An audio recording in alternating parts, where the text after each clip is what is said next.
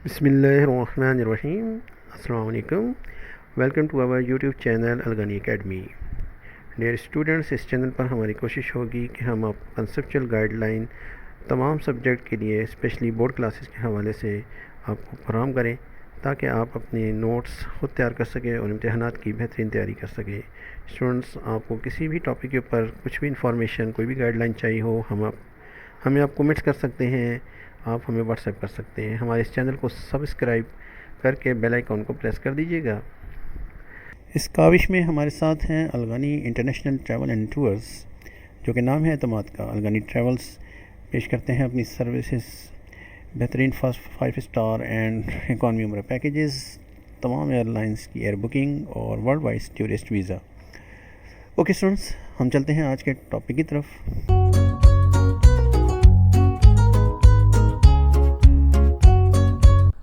तो स्टूडेंट्स, आज की इस वीडियो में हम डिस्कस करने जा रहे हैं कूलम्स लॉ। जो टॉपिक हमारे आज के होंगे उसमें सबसे पहला टॉपिक हम डिस्कस करेंगे कूलम्स लॉ को। उसके बाद हम कूलम्स लॉ को देखेंगे उसकी वेक्टोरियल फॉर्म के अंदर, और सबसे लास्ट में हम इसी कूलम्स लॉ को मटेरियल मीडिया के अंदर देखेंगे। तो सबसे पहले हम डिस्कस करते हैं कूलम्स लॉ को। चार्ल्स डियास्टन कूलम एक फ्रेंच साइंटिस्ट हैं। 1784 में उन्होंने एक फ़ोर्स मालूम की जो कि 2 पॉइंट चार्जेस के दरमियान थी। अब ये 2 पॉइंट चार्जेस कौन से हैं, पॉइंट चार्ज होता क्या है और उनके दरमियान फ़ोर्स किस तरह से आती है, इसके ऊपर हम डिस्कस करते हैं।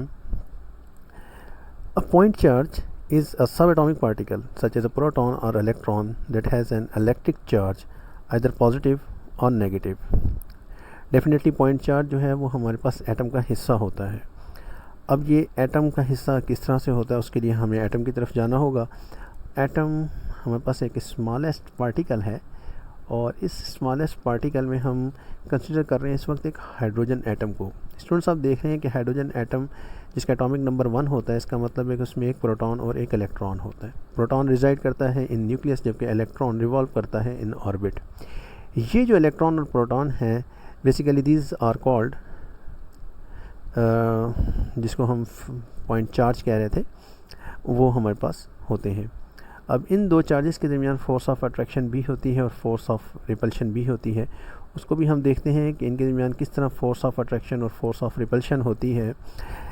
Opposite charges always attract while same charges repel. अगर दो चार्जेस मुख्तलिफ हैं, एक पॉजिटिव और एक नेगेटिव, दे अट्रैक्ट। और अगर दोनों सेम चार्जेस हैं, दो पॉजिटिव या दो नेगेटिव, दे रिपेल। अब ये एक दूसरे को अट्रैक्ट करें, रिपेल करें, तो मींस कि यहाँ पर एक फ़ोर्स एग्जिस्ट करेगी। वो फ़ोर्स है कितनी, वो फ़ोर्स ही मालूम की थी मुख्तलिफ एक्सपेरिमेंट करके कूलम्स ने। तो यहाँ पर अब हम उस फोर्स के ऊपर बात करेंगे। हम कंसिडर करते हैं दो चार्जेस को जो कि एक दूसरे से आर फासले के ऊपर रखे हुए हैं।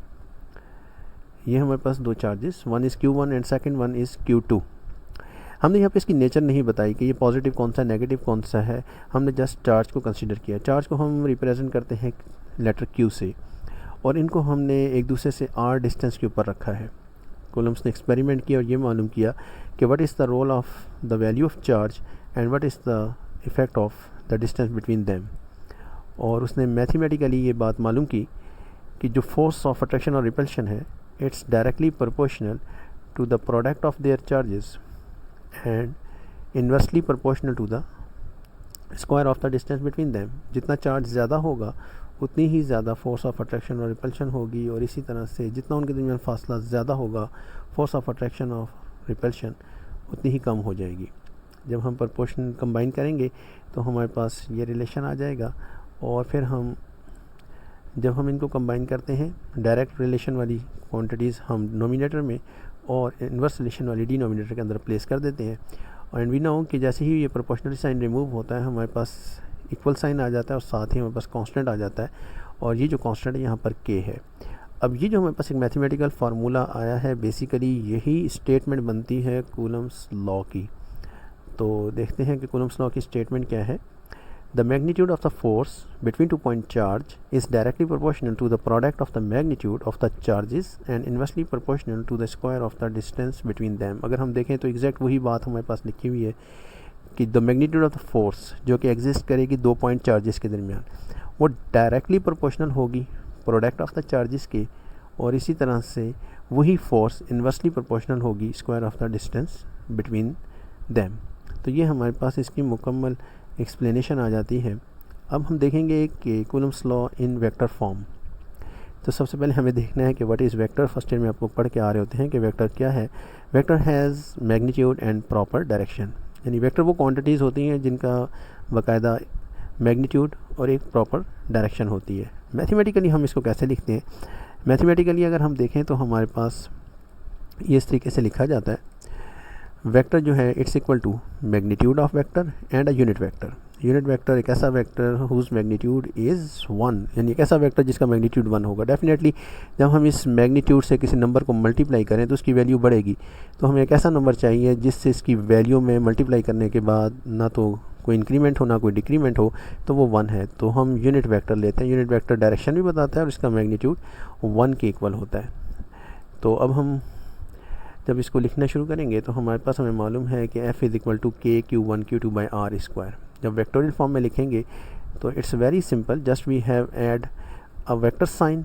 हमने एक वेक्टर साइन को ऐड कर दिया और साथ ही हमने जो उनके दरमियान डिस्टेंस था वही बेसिकली एक डायरेक्शन बताता है फोर्स की, तो हमने उसका यूनिट वेक्टर इंट्रोड्यूस करवा दिया।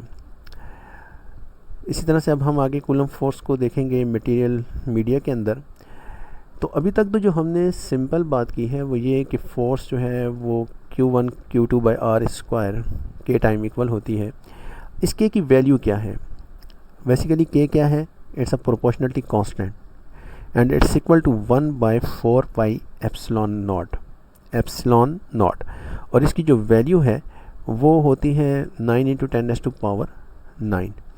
ये जो 1/4 पाई एप्सिलॉन नॉट में एप्सिलॉन नॉट आ रहा है, ये बेसिकली हमारे जो दो चार्जेस थे जिनको हमने स्पेस पे प्लेस किया था, जिनके दरमियान एयर मौजूद थी, उसकी परमिटिविटी कांस्टेंट था। परमिटिविटी कांस्टेंट क्या होता है? Epsilon is permittivity of a vacuum, it's value is 8.854 into 10⁻⁻12 coulomb square पर न्यूटन पर मीटर स्क्वायर। परमिटिविटी का जो वर्ड है ये बेसिकली आपके पास परमिशन से निकला है। कोई भी मीडियम कितना परमिट करता है अपने अंदर से फोर्स को, किसी भी रेस को, किसी भी वेव्स को गुजरने के लिए। मसलन हम सामने देखें और दीवार है, हमें दूसरी तरफ नज़र नहीं आएगा, इसका मतलब है विजन वेव्स जो हैं उसको ये वॉल, ये मीडियम परमिट नहीं करता कि हम दूसरी तरफ देख सकें। इसी तरह अगर हमारे पास ट्रांसपेरेंट गिलास है तो हम दूसरी तरफ देख सकते हैं। तो हर मीडियम की एक परमिटिविटी कांस्टेंट होता है। If the space between the charge is filled with a non-conducting medium or an insulator called dielectric। Dielectric है क्या? आप ये देखोगे कि अगर हम उसी स्पेस को जहाँ भी हमने एयर या वैक्यूम रखा हुआ था, अगर उसको हम किसी भी नॉन कंडक्टिंग मीडियम और एन इंसुलेटर, बात दोनों सेम है, नॉन कंडक्टिंग मीडियम हो तो हम उसको इंसुलेटर ही कहते हैं, वो मीडियम हमारे पास क्या कहलाएगा? डाइइलेक्ट्रिक। और जब हम डाइइलेक्ट्रिक को प्लेस कर देंगे तो यकीनन जो फोर्स ऑफ अट्रैक्शन पहले थी वो रिड्यूस हो जाएगी, या फोर्स ऑफ अट्रैक्शन थी वो रिड्यूस हो जाएगी as compare to free space. जब हमने उसके अंदर स्पेस फ्री की हुई थी, हमने कोई चीज़ प्लेस नहीं की हुई थी। तो सबसे पहले बात करते हैं, जब हमने स्पेस रखी हुई थी, वैक्यूम रखा हुआ था बिटवीन चार्जेस, तो उस वक्त हमारे पास ये कंडीशन थी और हमने जो फोर्स मालूम की थी वो था कि Q1 Q2 by r square, और फिर के की वैल्यू भी हमने प्लेस की। ये हमारे पास रिलेशन आ गया था जो हम ऑलरेडी डिस्कस कर चुके हैं। लेकिन coulomb force one dielectric between charges, अब जब हमारे पास एक डाइइलेक्ट्रिक मीडियम है तो उस सूरत में क्या होगा? अब यहाँ पर हम ये कंसीडर कर रहे हैं कि हमारे पास सेम वही चार्जेस हैं लेकिन उनके दरमियान हमने एक डाइइलेक्ट्रिक मीडियम रख दिया। अब डाइइलेक्ट्रिक मीडियम रबर, प्लास्टिक, यहाँ पर हमने इस केस में मीका रखा हुआ है, ये रखती है। डेफिनेटली इनके दरमियान जो फोर्स ऑफ अट्रैक्शन होगी वो उसको रिड्यूस कर देगा और नई वैल्यू जो है वो एफ प्राइम से हम शो करेंगे। और जब हम के की वैल्यू रखने जाएंगे तो यहाँ पर हमारे पास एक स्पेशल हम रखेंगे, एप्सिलॉन नॉट नहीं रखेंगे बल्कि एप्सिलॉन के साथ अब हम मीडियम लिख देंगे ताकि पता चल जाए कि हमारे पास स्पेस नहीं रही, एक डाइइलेक्ट्रिक आ चुका है।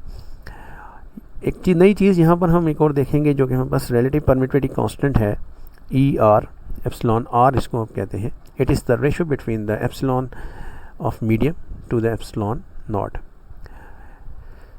तो जब हम एप्सिलॉन मीडियम की वैल्यू निकालेंगे तो हमारे पास प्रोडक्ट आ जाएगा, relative permittivity constant and relativity permittivity constant of space. और जब हम इसकी वैल्यूज़ को रखेंगे तो हमारे पास जो फाइनल रिलेशन आ जाएगा वो फाइनल रिलेशन हमारे पास F prime is equal to 1/4 pi epsilon r Q1 Q2 by r square. तो ये हमारा कूलम्ब्स लॉ डिस्क्राइब हो जाएगा जब हम कोई डाइलेक्ट्रिक मीडियम इंट्रोड्यूस करवाएंगे। तो स्टूडेंट्स, इस पूरी डिटेल में हमने कोशिश की कि आपको कूलम्ब्स लॉ को अच्छी तरह से डिफ़ाइन कर सकें, आप इस पर अपना नोट्स तैयार कर सकें। वीडियो को रिवाइंड करके आप इसको दोबारा देख सकते हैं, समझ सकते हैं। कोई पॉइंट अगर फिर भी समझने में मुश्किल हो तो आप हमें कमेंट्स कर सकते हैं, आप हमें व्हाट्सएप कर सकते हैं। इंशाल्लाह नेक्स्ट वीडियो में किसी नए टॉपिक के साथ हम फिर मज़ीद बात करेंगे।